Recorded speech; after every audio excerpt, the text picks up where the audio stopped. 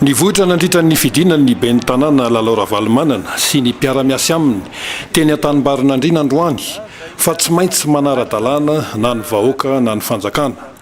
Betsaka hoy izy no mandika lalàna tatoato ka ny ben'ny tanàna hatrany no mahazo loza. Tsy azo atao ny manototra tany sy manary rano-tany raha tsy mahazo lalana avy amin'ny kominina Antananarivo renivohitra. Tsy maintsy ho arodana ihany koa ny trano miisa roa izay miorina tsy ara-dalàna ao an-tanimbarin'Andriana ao. Eo ihany koa ny fisian'ny fanorenana tsy mbola manaraka ny lalàna ao anivon'ny EPP any an-toerana. Entitra ny fanazavana ny tale momba ny fampandrosoana ny tanan-dehibe eo anivon'ny kominina Antananarivo renivohitra Razafy Tsioarana Edison. Zao ary za moa zany talehan'ny direction de l'urbanisme et du développement.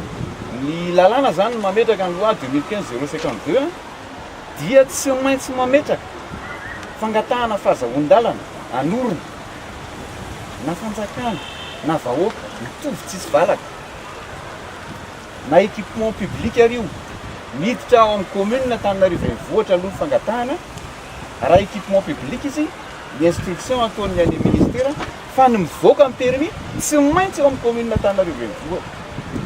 Ka ity fanorenana ity dia tsy mandalo tao amin'ny commune Antananarivo renivohitra fangatahana.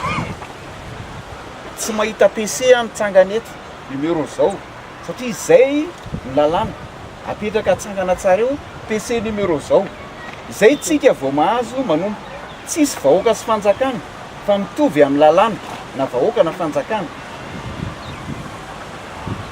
Dia izay zany no hahatongavana eto androany hiteny aminareo manara lalàna sekolim-bahoaka tony.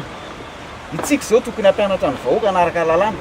Itsika indray ve no andeha hitarika ny vahoaka tsy anara-dalàna. Arak'izany ny fanjakana sy ny mpitantana isan-tsokajiny no tokony hanome modely ho an'ny vahoaka sy hanome modely ihany koa amin'ny fanarahan-dalàna.